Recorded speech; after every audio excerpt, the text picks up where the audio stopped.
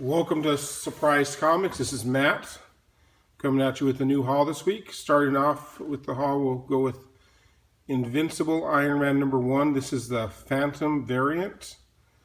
I picked this one up because all the speculation with Mary Jane Iron Man, and here she was on the cover. I didn't see that in any of the other variant comics, so I thought it was worth a try, and I picked this one up.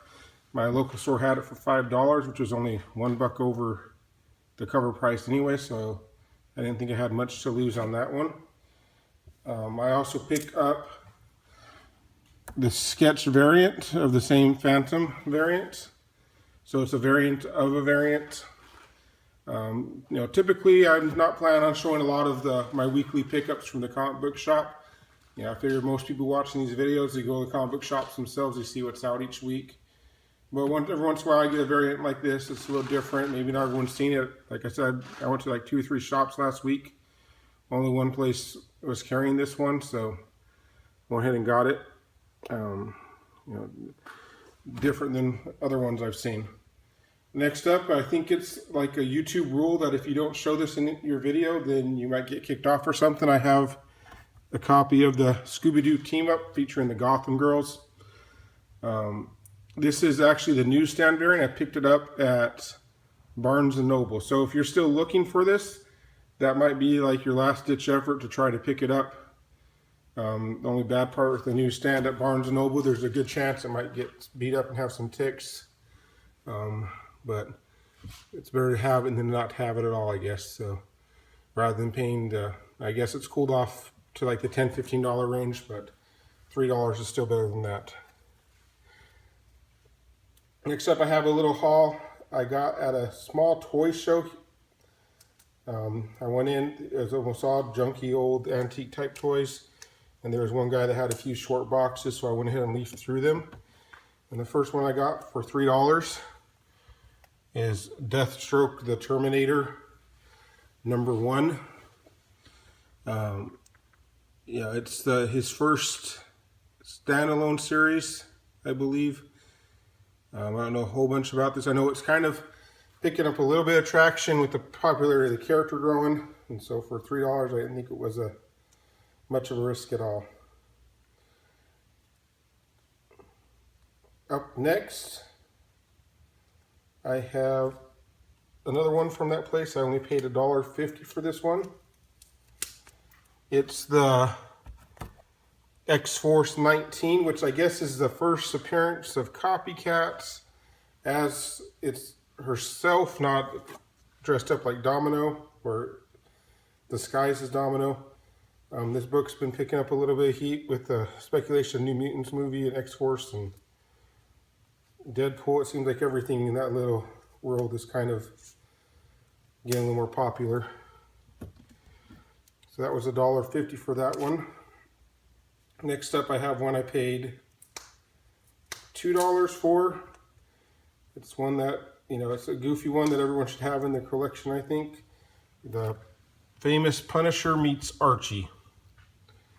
Like I said, it's a goofy comic. It's kind of a joke comic. Everyone, thinks it's funny and kind of draws the eye because it's something you kind of wouldn't imagine right off. And so I thought for that much, sounds like a fun comic to own. And the last one I got from that guy, I got this for $8. Logan's Run #1. And this is, $8 is a pretty fair price for it, maybe a pretty good deal. But in this condition, it's an excellent deal. It's in really sharp shape.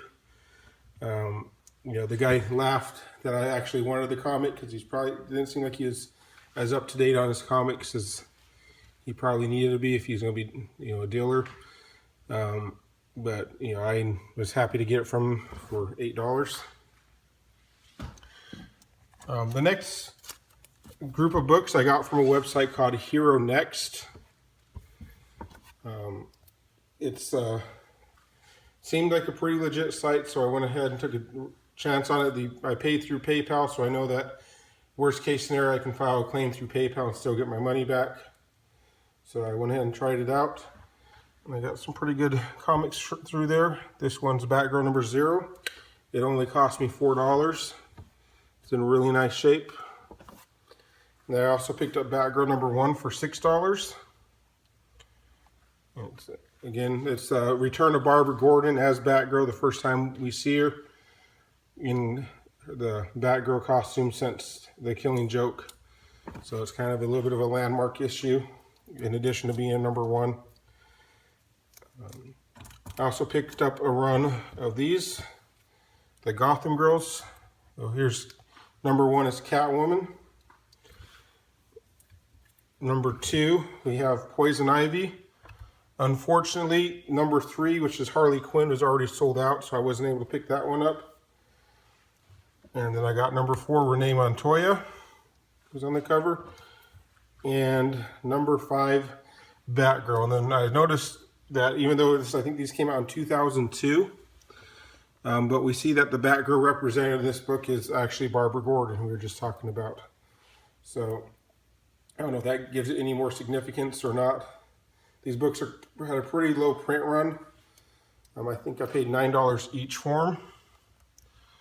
So I think that was a pretty good deal. And I've been looking for them ever since I started getting more into buying books and looking for books like that. And I've hardly ever seen them anywhere. Definitely don't see them that cheap. I also got a copy of King Size Annual for Avengers number 10. Of course, the first appearance of Rogue. This is one of those weird books that is always fluctuating. Some weeks it's $10, goes for $10 on eBay. The next week it'll go for $50, $60. Just has to do with the popularity of the character, I guess, at any given time. There seems to be a lot of copies out there, but I was glad to pick one up fairly inexpensively. And this next book's probably, in my opinion, it's the most undervalued book in all of comics. All-Star Comics presents Super Squad number 58, which is the first appearance of Power Girl. And it seems that Power Girl's always one of the top, she's definitely not an A-list character, but, a B-list character for sure.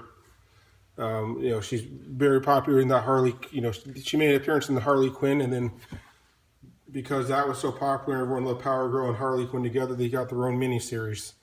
So I expect more from Power Girl. Maybe some stuff eventually leading up to that Supergirl show is successful. They might work Power Girl in there. Depending on the different origins and stuff, those two characters are pretty closely related. And the last comic book I got from that website is a very nice copy of Thief of Thieves number 1. Robert Kirkman does it again with another hit with his Image Skybound series.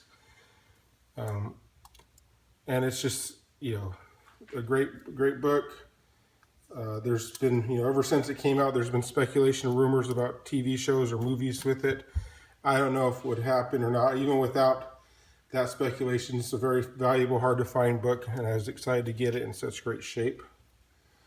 My last 2 books I'm going to share with you today, I got on an eBay auction for $25, but because I bought so much, I don't know to you guys if the $12 in eBay bucks seems like a lot or not, but that's what I had, so I actually ended up only paying $6 each for these books. The first one is, I got it because it was included. It wasn't really the one I was interested in. It's The Shadow number 1. I don't know a whole lot about this. I know he is a famous character back in the Golden Age. DC brought him back in the 70s in his own series right here. But the one that I was actually really excited for is a really nice copy of Shazam number 1. A little bit of yellowing on the pages and on the cover. Obviously, those white covers are hard to keep pristine. But, the edges are sharp. There's only really one bad tick on the cover that breaks color over here on the spine. But, for as little as I paid for that, I was pretty excited to get this book. That's my haul for this week. I hope I was able to share some books you may not know about or talk about some things and educate you a little bit. I'm having a lot of fun making these videos. I appreciate all those people who've already watched my first 2 videos, and if you like them, share them, thumbs up. If you have any comments, make sure to comment. I try to reply, answer questions, and I hope everyone has a good night and keep on enjoying the collecting comics.